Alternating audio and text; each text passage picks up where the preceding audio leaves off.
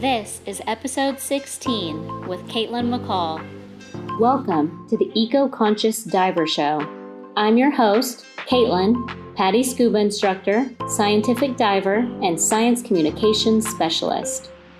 I'm here to remind you that being eco-conscious is cool. Learning about the environment can be fun, and climate change isn't a dirty phrase. Each week, I'll be getting up close and personal with thought leaders from around the globe as your weekly dose of motivation so that you can create epic change in your own life and become the best version of yourself possible. Are you ready to dive? So, you want to get into the world of ocean conservation, but you're sure that you have to go back to school to get a new degree or new certification before you can start, right? And you can't even think about starting that life-changing journey until you've got them. Well, let me ease your mind. If you've got the desire, a passion for the ocean, and you're willing to put in the work to learn, Eco-Conscious Diver has the course for you. It's a brand new online course titled A Complete Introduction to Marine Conservation. This will help you start a journey that won't just change your straw preference. It could change your life too.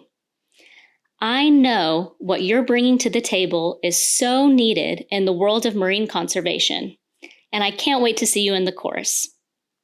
Head to www.eco-consciousdiver.com to sign up and to check out all other podcast episodes, resources, and the Eco Dive Shop. This episode is packed with insight into a company that was founded in response to a need for eco-friendly options to view some of our blue planet's most amazing creatures. I hope you'll enjoy this podcast with Antonio and Rolien of Underwater Mexico. Hey guys, how you doing? We're good, thank you. Good. I'm so excited to have you here today. So we'll jump straight into the intro question, which is, what is your favorite marine species and why? Okay, yeah, well, for me, it's really easy. It's sharks. And why? Well, when I was young, I don't know, this kind of misconception about sharks being the human killers and all this starting with these movies, Jaws in the 80s, more or less. And it was really interesting to see these kind of animals just working. And then later you start learning a little bit, you start reading and understanding that they are just there because they need to be there as part of the environment.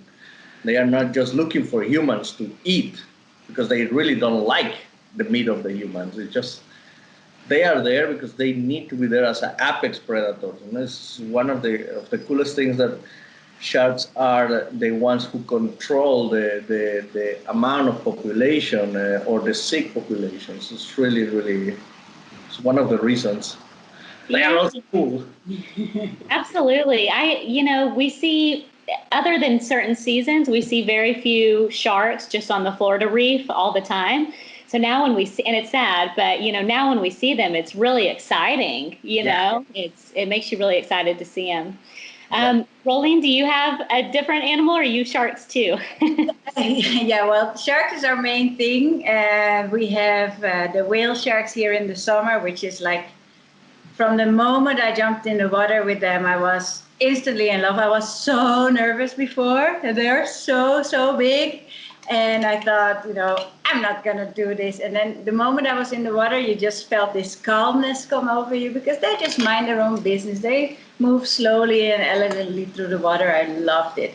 And then we dive with bull sharks here in the winter, which also, the first thing you're like, okay, yeah, they're the real thing with the big teeth and everything. But all these sharks are just all minding their own business, doing their own thing, and I love that. The other thing I love is the manta rays. Oh. Yeah. I call them the ballerinas of the ocean, and we often are lucky enough to see them when we have the whale sharks here. We also see the manta rays, and it's just, wow. Yeah, I love those. I personally have never seen any of those three things. So I'm super super excited about this podcast, just to hear about, your dive sites, the interactions, just everything about it. So excited. You're welcome. Come every day, every time. Yeah, I've got to start planning my trip for when quarantine's over. Yes. You do. I guess I really want to hear about y'all's backgrounds, what led you here, and how you started Underwater Mexico. Okay. My backgrounds, I am a civil engineer officially, and I just get tired of working in an office, and then since kid I love animals, and I wanted to be a veterinarian or somebody working with animals all the time. But well, Mexico, it's a different kind of culture. You have to follow what your parents say a little bit. And then I just start working as in construction. Then I just get tired of being in the office, locked every day for 8-9 hours. So then I just say, you know what, I'm just gonna take something for fun. Then I start doing diving, and then it's an exercise that it's super addictive. So once you start diving, you cannot stop diving. So then I get more and more involved. And then now I just start with all this project 3 years ago together with Rolien. So yeah, that's my background. I am from the Netherlands myself, from Holland. Amsterdam, maybe rings a bell. And I met Antonio 8 years ago and moved here 7 years ago. And first of all, fell in love with him, and then I fell in love with the country and the tacos and the culture and everything.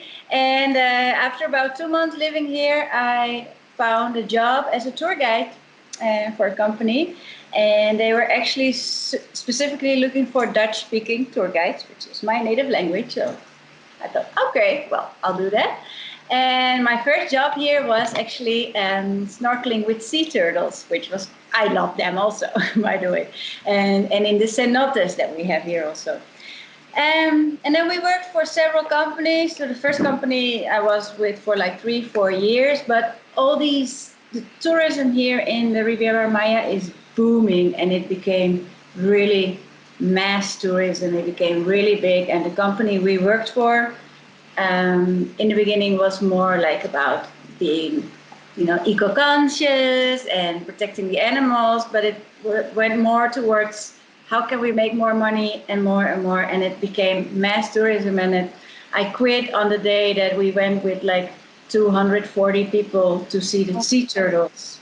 And I was just standing there crying on the beach. Of course, not all with me. It was like you had like 12 people, but there were like 20 vans with 12 people. It was, I felt so bad. And then I went to the office and said, this was my last day, bye.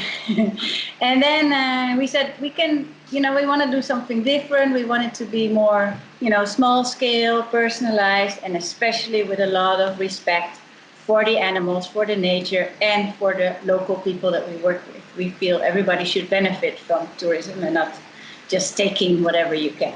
So that's how we started. Basically out of frustration, really. No, that's great. I mean, you saw a need for change in your area, and you actually took steps and decided that you were going to change it. I think that's really inspiring.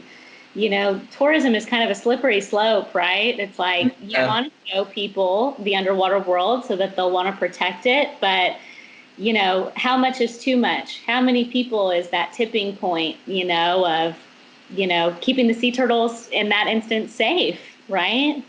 Exactly. Yes, it's a little line that you can cross easily, and if you don't find out, or if you are not conscious enough, then you can cross it with no problem, and you don't find out that this is just the line. This is the limit. Like we were talking the other day, 200 people with one turtle, it's a lot, and it's we just step down. Then we say, okay, we don't want to follow with this.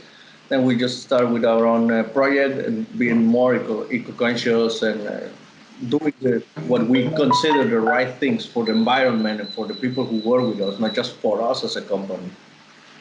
It's great. And I want to just say a little bit about Underwater Mexico here. I pulled this from your website. I love it.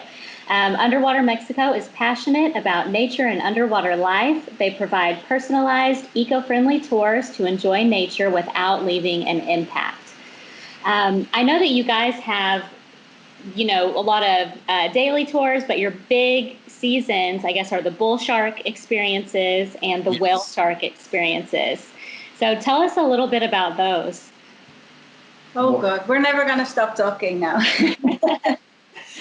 Shall I do it? Yeah. Okay. Well, the whale sharks for me, it's my favorite thing to do in the world. It gives me so much energy and so much, love, and it's. I feel it's a transformative tour. Like you really, literally see people changing during the day. Of course, they already took a step by doing this. There's especially people that go with us, they already did their research, they already Googled and maybe looked for terms like eco-friendly or something, or small, or but even when we were working with other companies who were doing in larger numbers, people get in the morning in the bus, you pick them up at their hotel, and they are many times very nervous. They don't know what to expect. And then I always like to start like scaring them more, telling them how big the shark is and how many teeth they have. And then, when they actually, the same thing that happened to me, when they actually go out with us in a boat, we drive about 45 minutes to 1 hour to get to the whale shark area. And then we get to the moment that they have to jump in the water with me, or with Antonio, or with whoever guide it is. So, and it's just two persons at the same time with one of us. And many times, also big men, but also mostly girls. No, not mostly girls, but happens a lot that they are, so nervous. They see the shark from the boat because they swim at the surface, so their mouth and their dorsal fin and tail is outside of the water. And then they have to jump in the water, and you see this moment of hesitation, like, am I gonna actually do this? And then the moment they are in the water and see the shark, you forget everything around you, and they are just, The first round, often they forget to swim along with it, and the shark just moves on.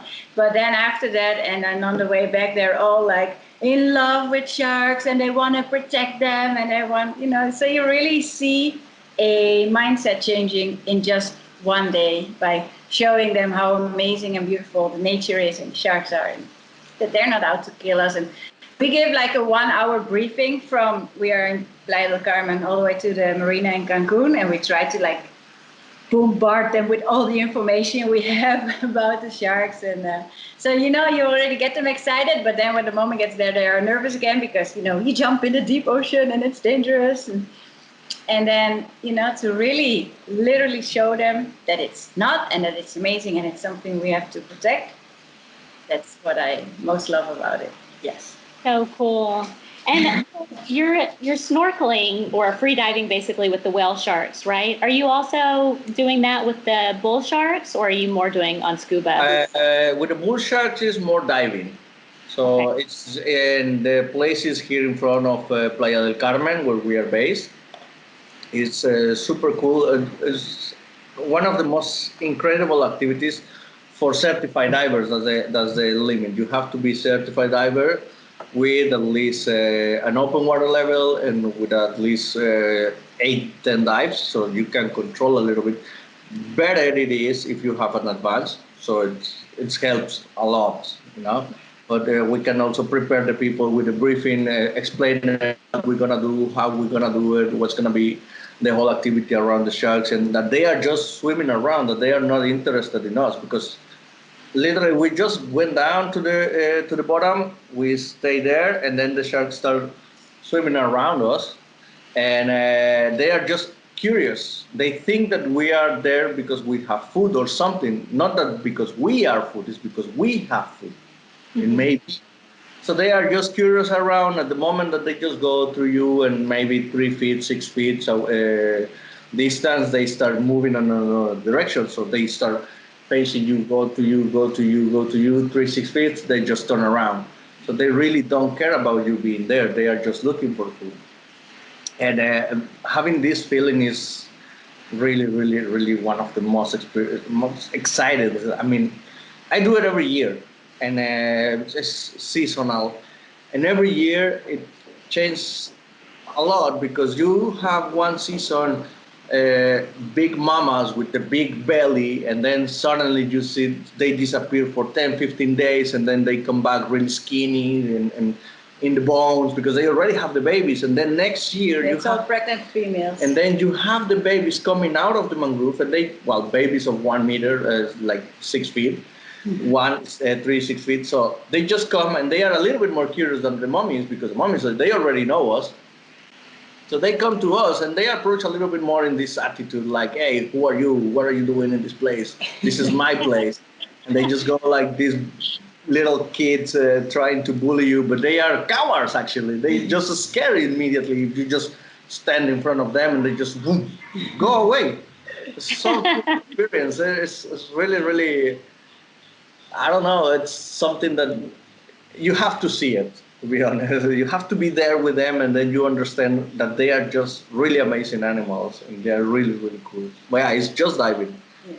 And we don't feed them, because some companies do feed them, so that's why they are a bit curious for people, but we don't. We just sit there. But yeah, it's never that they think we are food, but we might have food, or they smell some fish or something. But so your status on the feeding of sharks is no feeding? No, for us, no. It's not it's a no-go with that. There is a schedule for doing this. So there is like, if you go really in the morning, they are not feeding them. But if you go like in the middle of the day, you may have the feeding groups.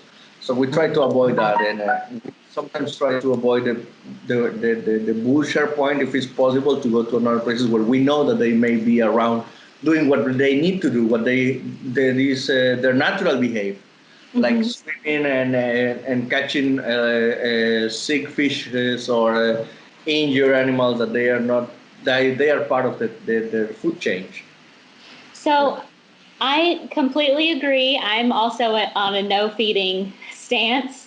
It's kind of controversial in the diving world, but I want to hear from you guys. Like, why do you think that we shouldn't be feeding sharks on these dives? From my point of view, I think sharks should be on the coral or where they go for their food, doing what they need. At the moment that you start feeding them, they change their behavior, and they are waiting for you to feed them instead of being on the reef, taking care of the reef, because that's their job. They are really the ones who clean the trash of the food, the fishes that are sick or injured, that they are weak, to create to make sure that the next generation of marine life is stronger and better. And then this is nature. This is what they've been doing for millions of years, and that we just start feeding them. It's changing their behavior. This is what I think. I'm really not a biologist like that, so they may have another idea. But I see the change of the animals every single day because I go diving, and I know that some animals, they start approaching to you, especially if you go snorkeling in places where it's a lot of sergeant major fish. They are used to being fed, so people feed them and they approach to the boat, which I think is not really nice, because then the fish, instead of going down to the reef and eating what they have to eat, the algae and everything, it makes the algae grow faster because there is no predator from there. Because they eat tortillas. Yeah.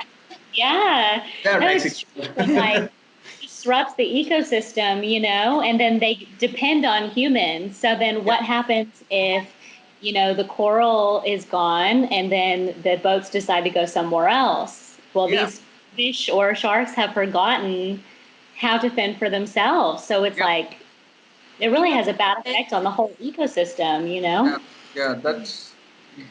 We know of places here where they feed sea turtles, but those are the green sea turtles that are supposed to eat the seagrass, but they taught them to eat fish. So they come to the boats with the tourists. Oh. Yeah, so yeah, we are very much against interfering in any way with the natural behavior, and because it causes problems later. And we were also wondering, like, what happens with those turtles now that we've been on lockdown for 3, 4 months and nobody has fed them? Do they still know how to feed themselves? These are. Yeah, that's so true. And it's sad. You think about like, how are those turtles doing? Yeah. Hopefully they went away and got their own life. But Yeah. They remember that they were hungry for seagrass. They are big fans of being of food Yeah. in a life. So I know you guys are taking a lot of steps to make your operation eco-friendly, such as being like completely plastic-free. How have you guys managed to do that? What are some steps that you've taken? it's difficult. It's not easy. This country, many countries, but also here, it has a big culture of single-use plastics and the unicell, the foam plates, the throwaway plates and stuff. So it's really hard. It's also a culture thing that we had to change, like on our boat. Like we want actual forks. We don't want plastic forks when we give lunch, for stuff like that. It's still hard, but what we do is like reusable water bottles. And this year it's hard because we cannot bring our own. So we tell our people, our customers, to bring their own refillable water bottle. And as an alternative, we have right now water in cans, because cans are a little bit better than plastic and Oh, get recycled here. And here, actually, that's funny. Here in Mexico, we have a very big industry, not an industry, but a big occupation for people is collecting cans, empty cans, and they get like big bags of them, and then we turn them in somewhere and get money for them. So actually, many times you see even complete families walking on the beaches and going through and finding little cans. And we collect them all and we put them together and we put them in a certain place so they can pick them up and have yeah. some extra money that way. So recycling actually happens there? Yeah, It's, yeah. It's We're good. not so bad. it's starting. No, when I was living in Key West, I don't know if are you guys familiar with Key West? It's a little island at the very end of the Florida About it. Keys. And it's like 90 miles, I think from Miami. But apparently, all of the recycling that happens there is fake. They What? pick it up and it all just goes to the landfill. And so it's just a big thing for tourism. They want to make it look like they're recycling, but they're not. Really? Well, Yeah. no, here there is a plastic is a little bit more difficult, but cans is a big success. Let's say the people collect the cans. You can go to these recycled places, and they give you like, I don't know, 10 pesos, half a dollar for 50 cents of dollar for 1 kilo of cans. And we try to just recycle as much as possible and try to use as many plastic as we can. So plastic is a little bit more difficult, especially in the Riviera Maya, where it's a little bit far away from the center of the country, where all the factories and all the big companies who recycle all these things are. And it takes a little bit longer. There is some places where you can go with the plastic, but it takes longer to collect them and to send them abroad. So that's why can is a little bit easier in this place. Yes. Yeah. Also, we're 100% sure what they do with it, to be honest. I don't know. We recycle here at our house, we recycle everything. We separate carton and paper and glass and cans and everything. And then every month, right now, because of COVID, it's all on a hold. We have a big pile of carton right now, waiting for it.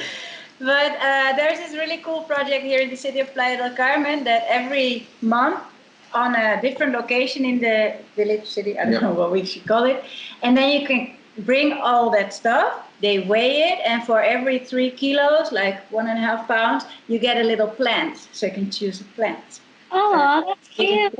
So that way they try to motivate and stimulate the people to start recycling. So that's really cool. And it's very, like there were big lines of people going there because they would like to participate and get the plan. So it's really like a nice way to motivate people and make the city a little bit greener and nicer. So Yeah, I love that. That's a cool little incentive.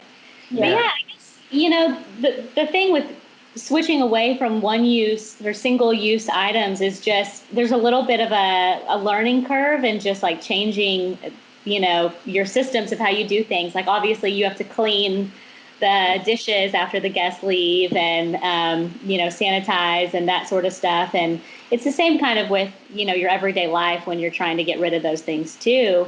But, I kind of relate it to like at the beginning of the pandemic, it felt like so much work to go to the store because you're having to like put on your mask, use your hand sanitizer, all this stuff. But like I went to the store yesterday and I was like, wow, this wasn't as big of a deal now because I'm used to it. Yeah. Yes. So it's like if you just stick with it, stuff like that, it's like it just becomes part of your everyday life. Yeah, we are so used to to buy and throw what we have now. Like for example, here in Mexico, it's a big thing. Coca-Cola for everything, from breakfast to dinner. So, and well, Rolien can tell you. And most of this is in plastic bottles. So people in Mexico is super used to buy one bottle of Coke and then throw it. That's it. And we are so used to that. So it's difficult, especially with Mexicans, change a little bit the behave because this is what we've been teach from since we were kids. Now our parents grew up with this idea, or maybe the parents of my parents didn't do it, and they do it in a different way because they use baskets to recycle everything. Plastic wasn't a big thing until maybe 50, 60 years. And they grown up with this behavior of buy and throw because it doesn't work anymore instead of recycle everything. I remember, for example, when I was a kid, we still have Coca-Colas in glass bottles that you return to the store and then you buy another one. Right now, it doesn't exist. There is no Cokes like that. You cannot buy a bottle of Coca-Cola. Some restaurants, but not so much anymore. So most of them is like, yeah, we don't want to wash and we don't want to take care of this. So just leave the plastic there, and then we just throw it away. And then, yeah. That's interesting because like growing up in Texas, we all always have the like glass bottles of Mexican Coke, with like real sugar. And that's like a big thing. Like if you see that at the store, you're like, oh, I have a Mexican Coke, Yeah. So I always just thought like all Mexican Cokes were in glass. That's how I visualize it. Like maybe 30, 40, 50 years ago, it was like that. Now everything is in plastic. It's just few places you find it with glass. But most of them is it's like plastic or cans. I'm also a big Coca-Cola drinker because of behave. But I switched from plastic to cans, so I try to use more cans, so it's easier to recycle. Now, it's still bad, sorry, but it's not so bad. It's bad for me, but not for environment. Yeah. And it's better for your health too, because all of everything that sits in plastic, on the transit trucks and stuff, it's leaching the plastic in. Yeah. So, yeah. I just have a question. You said the Mexican Coca-Cola has real sugar. What is the American Coca-Cola like? I think it has like fake sugar, like Splenda and stuff like that. Splenda. Yeah. Just like the more like manufactured type sugar. Of course, everything we have is like worse for you somehow. It's really funny. Yeah, what I also have done tours like to small villages with people, especially the European tourist is very interested in the actual life because the Riviera Maya is beautiful where we live, but it's a lot of, big hotel. It's a bit of Disneyland. It's, the pretty side of Mexico, the all-inclusive hotels and everything looks, all the little roads are perfectly trimmed and everything is perfect, right? But I want them to also see the real people and how they live. And I always say, look, the people that work in your hotel, they're actually from villages like this. And then I take them there. In those villages, you see also so much garbage everywhere because there's not even a system. There's no garbage truck coming. So they just collect everything and then burn it after a while. But I think it's also like what you said, just a few years ago, especially here, the Riviera Maya just started developing in the 70s. So it's only been existing for 50 years. This was all jungle, this was all nature. So whatever the people had, the Mayan people, the original people from here, was coming from the nature. So they had their coconuts, and yeah, you can just throw it away in the bushes and it will, decompose. But they do the same with the plastic bottles and because they don't know the difference. It's really an education thing also. Yeah. And, I think being able to make these different changes, it's kind of, it comes from a place of privilege too, right? Yeah. Like kind of have the privilege to be able to worry about the environment rather than worrying about just where our next meal is going to come from. Exactly. Yes. Yeah. Yeah. So I know that you guys have worked, is it 8 seasons? Yes. There? So tell me, have you noticed any changes like in the ocean and how tourism is now? Do you see people looking more for eco tours than they used to? We hope they do. We hope actually COVID is going to change a little bit the mindset. We're hoping there will be less like mass tourism and big tour buses, and people will be more conscious about what we do to the nature, to the planet. I think we've all seen the videos like after cities and countries being in lockdown, how nature just blossomed everywhere. Animals started coming back. I really hope people start doing that and researching a little bit more and finding companies that are more maybe also taking care of their staff and etc. But yeah, I don't know. But if you ask me, are there like more whale sharks right now than other years, or are there less? No, actually. I think that really the whale sharks, some people say whale sharks, they are going away because of all the boats. Because, yes, some days there are a lot of boats and not a lot of sharks. But they are just where the food is. And if if the currents in the water leads the plankton to another place that we don't know, or maybe a little bit under the surface so we don't find them, that's where they are. But we also heard from the researchers, from the biologists that do like the whale sharks and the manta ray research that we actually also work with and contribute to. They see no change this year than in other years, actually, in terms of more or less animals. So interesting. Yeah, I know. This is controlled here. So there's just a limited number of boats. There's a limited number of licenses to go to visit the whale shark area. Only boats with a license, and all the crew, the staff has been trained. We all have to do like trainings and courses and exams. And the boats are all, they have this big list of all the things they have to comply. They have to follow all kinds of rules and have special engines and stuff. So that way it will never get like overflowing or something. So they try to like really protect in the case of the whale sharks, protect the animal and protect the activity and protect the local captains also. So it's not that people from outside, that me as a Dutch person can come here, buy a big boat and say, I'm going to do now tours to the whale shark area. So that's not possible. So I think that's a really good thing that's going on. There is another problem now that the Mexican government has cut the resources of the CONAMP, which is the commission that takes care of the national parks and natural protected areas. And they cut their resources with 75%. So the people that are doing the inspections every day in the whale shark area, that are the park guards, the guardaparques, as we call them here, they have no money to go out, or they don't even have money for gasoline for their boats to see if all the boats follow the rules, if they don't throw people in the water, etc. that has led to, especially now with the COVID, that there's a lot of illegal boats going in at this moment. Big yachts, people with a lot of money, just going in and doing whatever the hell they want.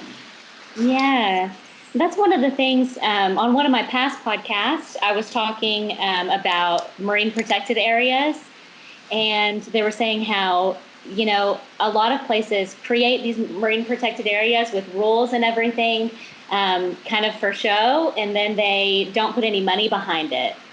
So like you said, there's like no gas for them to go and actually check to see if people are adhering to these rules. And so it's kind of like, how do you regulate who's going out there? And I guess, just being a responsible tourist is to make sure that who you're going with is somebody like you guys who is following the rules, All the boats that have a license have a flag, so they are easily recognizable. I forgot what I wanted to say. Also, there is the captains. They try to follow. Some captains, of course, try to follow all the rules that they have, and they get angry because on these days, especially because there is a lot of boats without the license, without the permissions, being there, and the rangers cannot chase them because they have any money to go there to actually chase them. So they are asking to the people, okay, if you have the chance to take a picture with the license number and the name of the boat, we can do something, but it takes time. Unfortunately, in Mexico, the law works really, really, really slow. So from the moment that you tell, okay, I found this boat with this number license doing this, and then it can pass it can be like 6 months before they actually do something with them. And that's really bad. Also, a little bit of conscious tourism is there is a rule in the whale shark tour that you are not allowed to use anymore just the wetsuit, for example. Especially a lot of free divers, we understand that they want to do it, but the rule is you always have to use the life jacket. Why? Because years ago it was possible to do it without the life jacket, but in the since 2-3 years ago, they canceled it because it was a lot of people who was diving down, go under the shark and start touching the shark, which is completely forbidden. So it's not just that we have the rules, but it's also a little bit part of the people who come to visit us that they don't want to follow the rules. It's a little bit of education in all the sites, and people always complain, hey, but I am a free diver, I want to do this. Yes, but it's not because it's because other people do it. We maybe understand that you don't want to do it, but there is people who do it before, and the rangers cannot chase you underwater, and you may behave, but there's another people who's not going to do it. So it's a little bit difficult because then you as a person trying to follow the rules, you look bad because you don't let them, and there is another illegal boat doing it. Yeah, and so they're maybe getting more tips because they're letting people do these things, or, it's difficult, especially when I lived in the Florida Keys. It's like, I always say with tourists, sometimes you get like the best version of tourists because they're on vacation, so they're really fun. But sometimes you also get the worst version because they feel like there's no rules and they're on vacation and there's, no consequences for anything that they do. So they just want to have a free for all. And especially when it comes to the environment, it's the responsibility of people like us who are giving the tours. We've got to make sure that we tell them, what they can and can't do, and stick to our guns about it, I think there's two major things. One is one big problem, I think, is Instagram and everything for the selfie and for the cool photos. So people are really sometimes insisting with us that, no, we don't want to wear the life jacket because we want to have the cool, because I saw this other person on Instagram doing. So that's a really big problem. It might also be old footage. And the other thing is like the big difference in income. Again, we pay fair salaries to our staff, but many, especially this year, companies don't. So the captains will do anything for the tip, like you said. So they will just say, okay, you go, and then, hoping they get some money back. So and the same goes with the illegal boats, because all the captains actually, they all know each other, they work with each other. So the ones that have the license actually also try to protect the shark and protect the activity and try to protect, the whale sharks.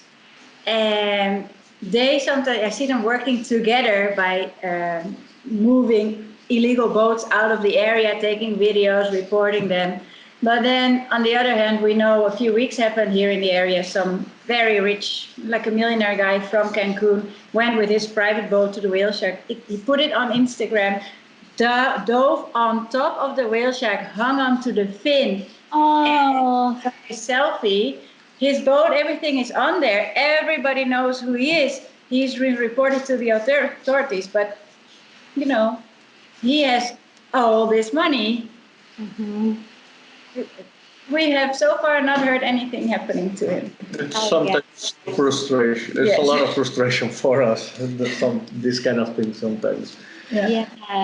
The Instagram thing, it's so true. And it's, we have these people out here that we won't name, but just grabbing animals, and, it makes everyone think that they can grab animals, which isn't good, but there have been people, trying to get Instagram selfies on the edge of a cliff, and then they have fallen off the cliff,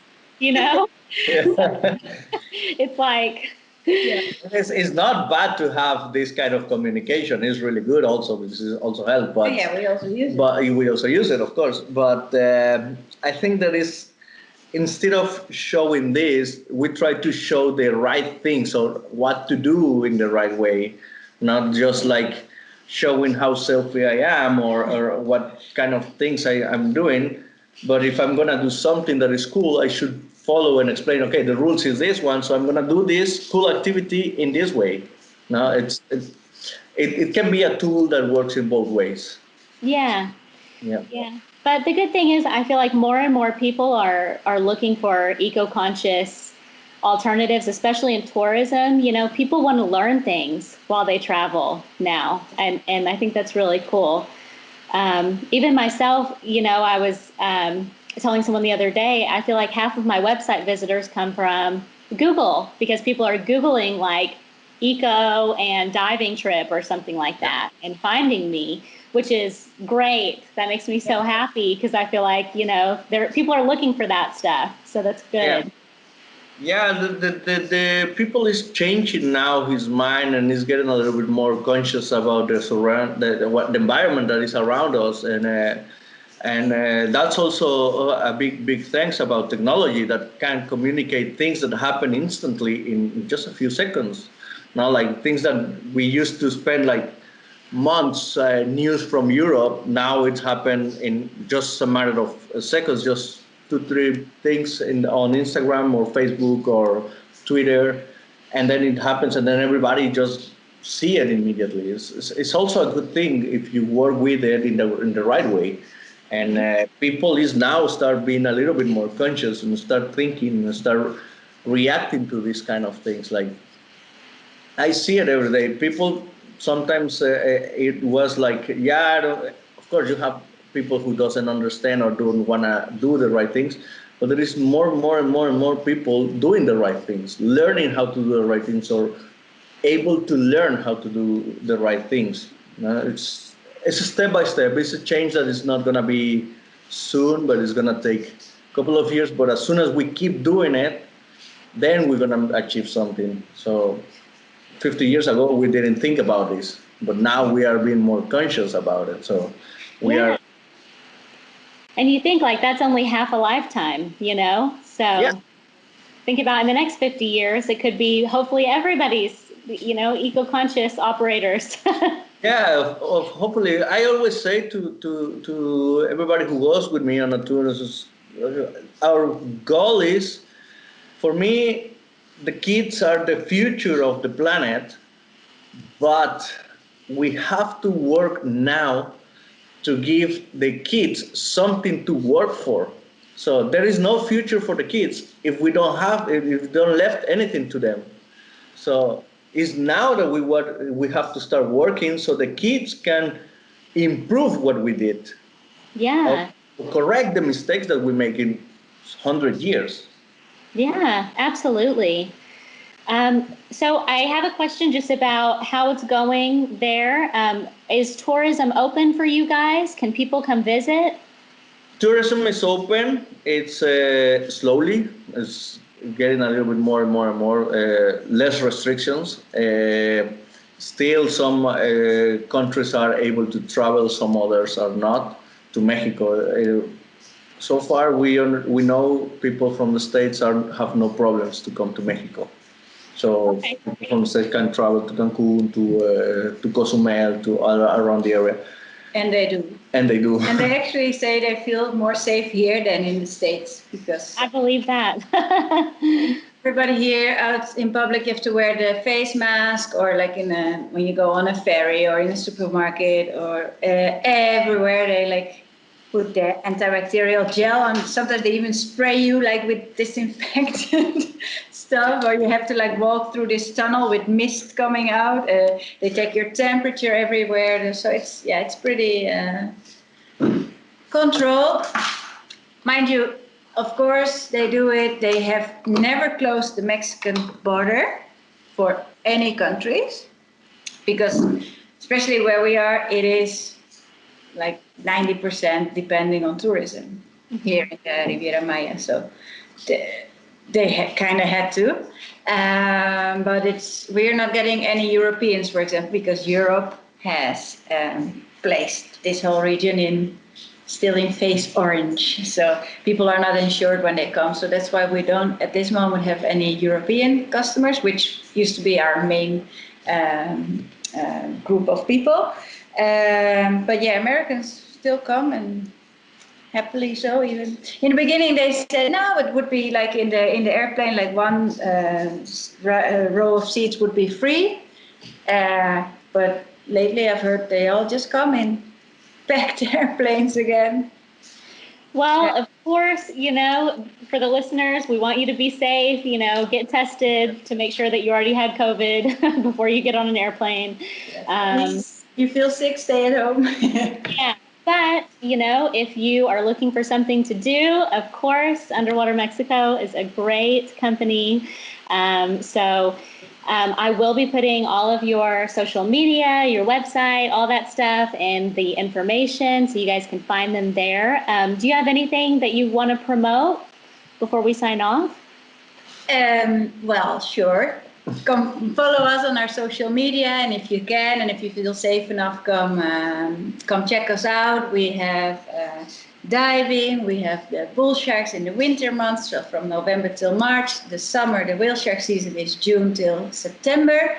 The best days for whale sharks are in July and August, the days after full moon, because around full moon all the fishes lay their eggs, and the coral is spawning, and there's a lot of plankton in the water, and that's why the whale sharks and the manta rays come to have their food fest. Okay. Oh. Another thing I would like to shout out is our friend Karen from the Manta Project here in Mexico, and actually we hope you will interview her after us, because she does amazing work for the manta rays, and she can talk for like 5 hours with you. Awesome. I'll definitely be reaching out to her. It's been so great talking to you guys, and hopefully I can make it down there and check all this stuff out that I've never seen before. Well, you're here. Thank you. All right. Thanks, guys. Thank you. Thank you so much. Bye-bye. I hope you guys enjoyed the podcast and learned some valuable information about the journey of conservation. This is a constant process of learning, growth, and understanding, so I look forward to chatting with these two again. Please leave a review if you can, and go to www.eco-consciousdiver.com to check out all other podcasts, resources, and everything we've got going on there. See you next week.